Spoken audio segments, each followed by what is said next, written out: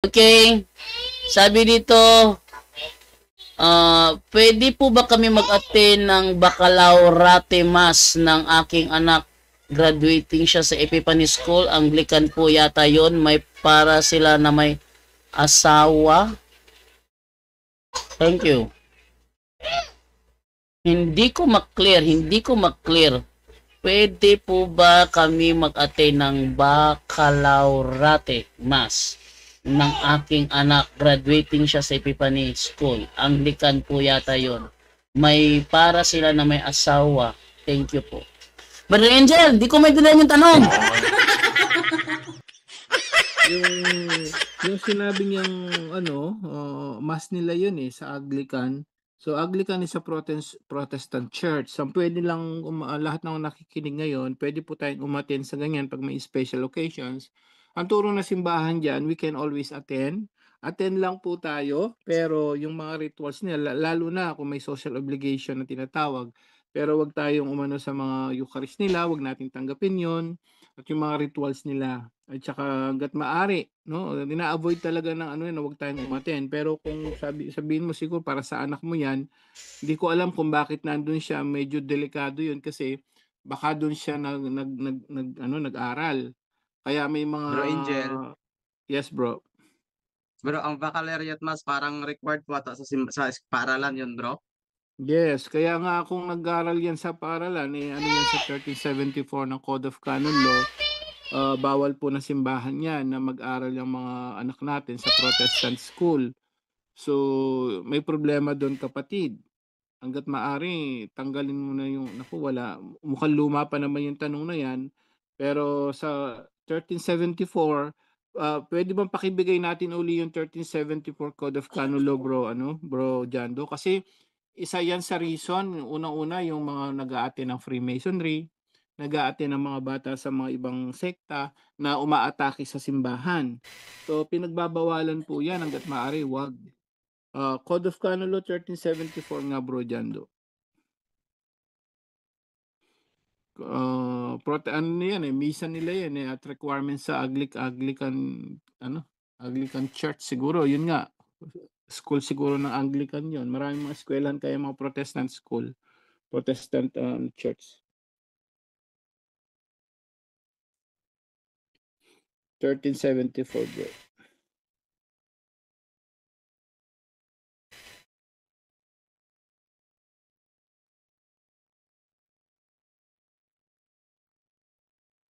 Bro Jando? Ito. A person who joins an association which plots against the church is to be punished with a just penalty. One who promotes or takes office in such association in such an association is to be punished with an interdict. So, yun, no? Ang ibig sabihin sa Tagalog nun, yung mga tao na sumasama, joins, those who plots against the church. Ano ba yung plots against the church? Yung humahamak sa church. So, sa mga nakikinig po ngayon, mga bago nakikinig natin, baka may mga estudyante rin kayo na nag-aaral sa Protestant school. Bawal po yung simbahan. Meron nga dito nagtanong nun, parang pinakukumpisal yung tas alam niya na sa Protestant school yung bata, dinecline nung pare kasi sabi niya, hangga't nag-aaral diyan sa Protestant school yan, hindi puwedeng magkumpisal, hindi puwedeng mag-communion. So, yun ang nangyari ngayon. Ang sinasamahan mo, kapatid, kung sana nakikinig pa siya, ang nangyari sa inyo yan, nakiki-join ka doon, bawal po ng simbahan yan. Na-excommunicate nga yung mga iba pa diyan, Kasama diyan yung sinasabing pag-join sa Freemasonry, pag-join ng ibang mga sekta na pananampalataya, nagjo-join ka talaga pati yung rituals nila. So bawal po 'yun, kapatid. Ang tanong niya, pwede po ba 'yun? Hindi po pwede 'yun kasi halata naman yung anak mo. Unless yung sinasabi ko kanina, social obligation, halimbawa may kasalang kapatid mo, best friend mo, kasal siya sa ibang sekta, pwede lang 'yun, umattend lang siya sa social obligation. no?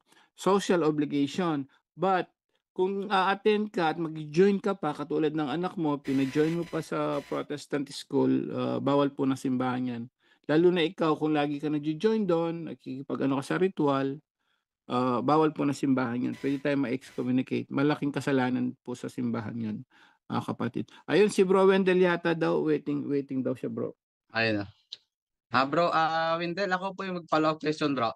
Bro Windel, Bro Angel, paano po, Bro Angel, kung example, public school yung ang pinag-aralan, tapos yung principal, yun po yung aglipayan. Mhm. Kasi minsan nakabase din sa mga teachers yung kukunin nilang relihiyon eh.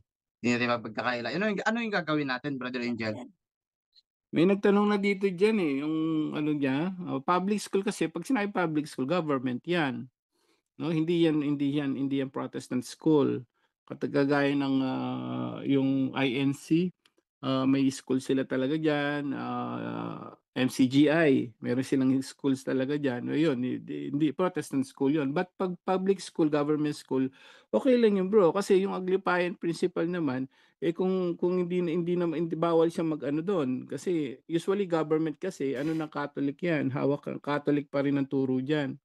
So kung aglipayan 'yan, it doesn't matter kasi as long as hindi siya magbibigay ng turo tungkol sa aglipayan church niya, as long as hindi siya mag-aano. So kung magbigla man lang siyang ipasok niya yung aglipayan niyan, ay puwede niyang i-report. Kasi public 'yan, 'pag sinabing public school, government 'yan 'no. Private school, 'yun owned by the Protestant school, mga private 'yan. No, meron din mga private na school na owned by the Protestant school. Pero kung siya naman ang principal mo, yun lang religion, we respect that. Wag lang niyang anuhin, wag lang niyang ituro yung aglipayan kasi focus dun sa academic lang dapat si principal. Pero usually, bro, wala namang ganun na yung ipapasok nila yung nila, religion nila. Usually wala namang ganun eh. Pagkakalam ko kahit sa school namin noon may mga katekista pang pumapasok, ang may-ari hindi naman siya Katoliko gano'n. So, kung ano yung ano ng DepEd dapat dun lang sila nakabase, kapatid. Unless kung hindi nila alam ng mga estudyante yung Aglipay nagpasok siya ng puwedeng isumbong 'yun mismo sa sa DepEd na nagtuturo siya yung mga religion niya nung principal, pinapasok niya yung sarili niyang religion. Bawal po 'yun, kapatid. Yung sa mga paano yung principal, walang connection 'yan kasi 'pag public school, owned by the government 'yan, wala pong problema diyan. As long as huwag kang magtuturo ng mga Protestant, belief 'no, 'yun ang bawal at, may karapatan kayong wag hindi umattend dun 'no. Medyo nagkakagulo diyan sa mga ganyan, minsan naman Catholic siya, Catholic school, protestante yung estudyante, 'pag magtuturo ng yung mga katekista, hindi uma-attend yung mga 'di ba, baka yung mga nanonood ngayon may ma-experience na gayon, hindi uma-attend at kumokontra yung mga nanay nung mga estudyante.